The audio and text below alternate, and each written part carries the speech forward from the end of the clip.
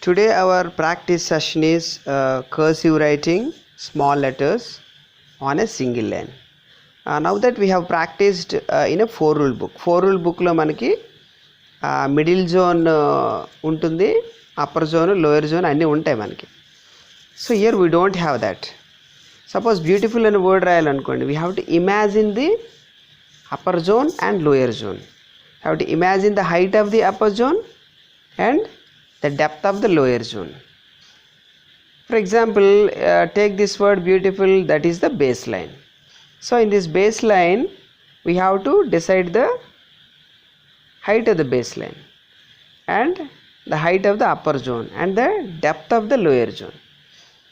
So taking all these three things in consideration, height middle zone ఎంత ఉండాలి and height upper zone ఎంత ఉండాలి, the depth of the lower zone ఎంత ఉండాలి అని మూడు కన్సిడర్ చేస్తూ మనం ప్రాక్టీస్ చేయాలి. We should practice very slowly and imagine all these things in our mind, because we don't have all the 3 lines, we have only a single line.